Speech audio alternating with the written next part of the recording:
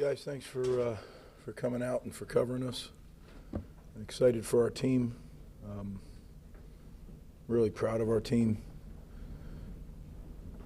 Kind of been a stretch where I think guys really trusted what we were asking them to do, and they did it.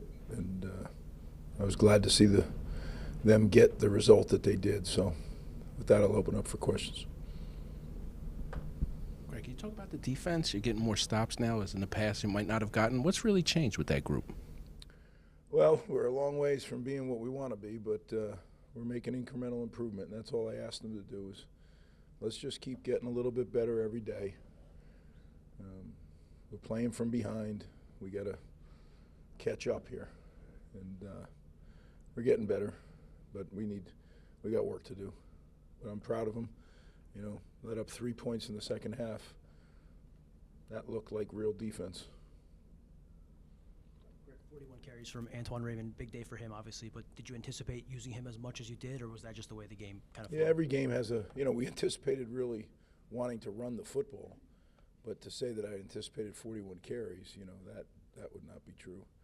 I thought the staff did a really good job, and Antoine, certainly in the O-line. We really thought this game would be one of those games, the cumulative effects, 2 and 3 yard runs turn into 8 and 9s, and then turn into 14 and 16s, and I think that's how it happened over time. Which that part was part of the plan. Yeah. What has stood out to you about the way that the season that Antoine's had, and the kind of way he's put these games together, and I guess how much also do you feel like playing behind Kyle for a year and learning from him has helped his growth this year? Yeah, you have to ask him that, but I'm sure it has. I mean, when you have an opportunity to learn from Kyle, who handled, the way he approached college football was very much like a professional football player. And I thought he set a great standard for the room. I also think Coach Shaw does an incredible job with that entire room. As I've said many times, that can be a very selfish position because there's only one ball. And only one guy plays at a time in that position. But Coach Shaw has done an incredible job of building a brotherhood, a camaraderie in that room. Look, I know it's hard. Everybody wants to be the guy carrying it, but I enjoy watching those guys.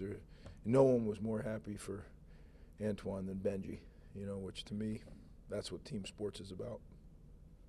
The offense as a whole just looked a lot more efficient than in recent weeks, 8 for 12 on third down. Obviously, the run game and the pass game got going too.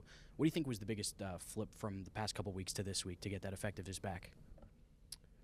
Well, we got Taj White back. He missed last week, so I think the shuffle, because we had to move Ty over to the other side, and there's a whole bunch of things that aren't small things, but we don't talk about because nobody cares.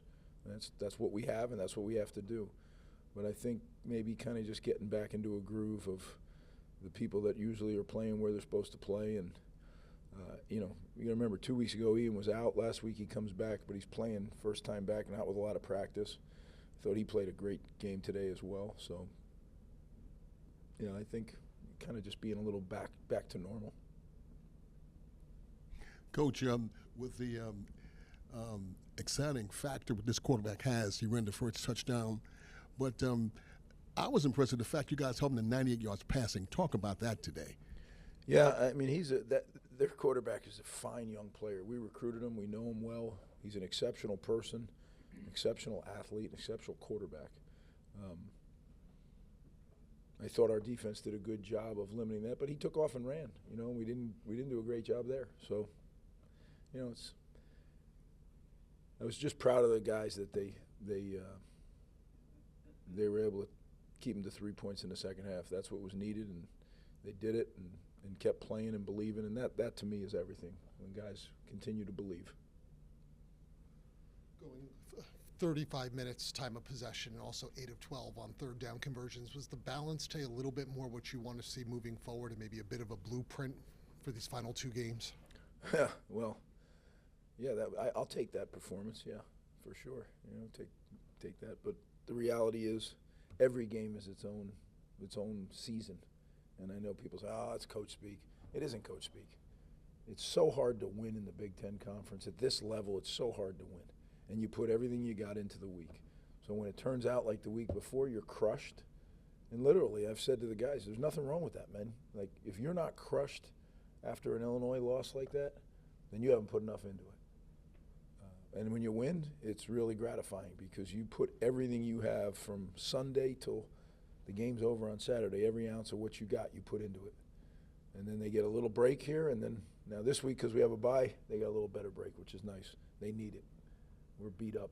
We need to heal. Greg, 5 wins, 2 games left. Is the potential of getting the 6th one, is that still a motivator for you and the program? Yeah, I mean, our motivator is to continue to just get better, Steve. Certainly that's out there, and that's what you start. The minimum of a year, right, is you want to get to a bowl game. That's not our goals around here. You know, I didn't come back. I've said that many times. We didn't come back to do that. Do I want to do that? Yeah, I want to do that. I want to do that for a lot of reasons. They deserve it. We get extra practice, all that stuff. But you start looking ahead, and then you usually trip over what's right in front of you. You know, right now I told the players they're going to have a little time off, and then we're going to come back, and certain guys are going to need to heal up. We're going to intensify treatments and things like that, and guys that are, developmental players, they're going to get a lot of work this week. And then maybe some of them can play in the final 2 games. You know, there's some guys now that can play and still maintain their eligibility for the season and still redshirt. So, there's certainly going to be opportunities like that, and it seems like we got out of it pretty healthy, but you never know, until tomorrow morning when the medical check happens. Sometimes things pop up, so we'll see.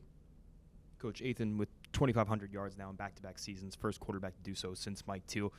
What has impressed you about him so much, especially in this season, in his second year with the program? Yeah, I'm really proud of Ethan. I've said it before. He came in here as a transfer, and we had an incumbent quarterback, so he had to beat the guy out. And I love the way he did it. He came in, didn't politic, didn't try to become buddies. He just came in and worked, and everybody recognized that. Then he got the chance to be the starting quarterback, and it was a slow, it was a gradual start. Mid-season last year, his career took off.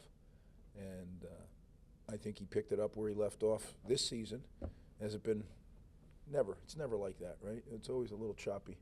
But to do what he did, to have 2 back-to-back 25, we still got 2 games, maybe more to play. So, yeah. And he's been a great leader. I've said this to people. He's taken over this team. He's not only the leader of the offense, he's the leader of this team. And that's usually the best quarterbacks I've been around. That's how they do it. Greg, you seem a little down. Is there something from the performance that's bothering you? Are you exhausted from the season entering the bye week? Am I reading too much into it? Yeah, you're reading into it. I mean, I'm excited. Trust me, I celebrated with our guys. I am exhausted. There's no doubt about that. But so's everybody downstairs. This comes at a good time, Grateful to be able to do what I do for a living and to have people in our organization that really care about Rutgers and Rutgers football. Our players, you look across America, there's a lot of teams that just say, not this year. And certainly they had plenty of opportunities to do that, and they just keep showing up and doing what we ask. Staff does it, so I'm proud of them. Jordan Walker popped up on the availability report. I don't believe he played much, if at all, today. I guess, how was the defensive line able to rally around not having their senior leader, and how much did he try to get to 100% out there today? Yeah, he did not play, and something popped up late in the week, and just, didn't think it was the best thing for him to play. Final question. Greg, your 2 last games, Ohio State, Penn State, measuring sticks in the Big Ten for all time. I'm just curious about, obviously we have to look ahead, your thoughts on having them left on the schedule. Yeah, well, you look, I guess Ohio State had a chance to win the game. I haven't seen any of the scores, but somebody told me that on my way up here. And then you look at, did I say Penn State? Yeah, Penn State, I'm sorry. Penn State had a chance to win the game. And then you look, we've been on crossover with Ohio State a lot. We kind of trailed them in the schedule, so when you do crossover film, and man alive, are they good. Woo.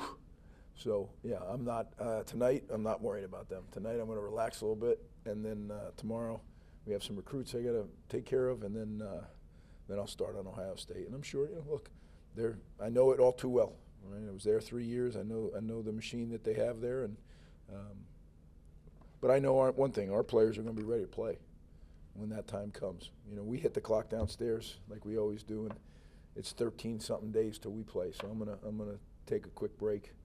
But yeah, and then to have Penn State, obviously, that school that's right down the road. You know, we were the reason to bring Rutgers in. You know, a little more Eastern flavor in the Big Ten. So certainly there's it's Maryland, us, and Penn State, but we'll deal with all that as we go. Right now, it's about getting healed up and putting together a game plan. We'll hit the road recruiting this week, which will be important. Everybody will kind of be different times, myself included. So it'll be a busy week, but one that can be real productive if we have a plan, which I know our plan is already set. So we just got to go execute the plan. Guys, again, thanks for covering us, and there's nothing wrong. I'm excited about it.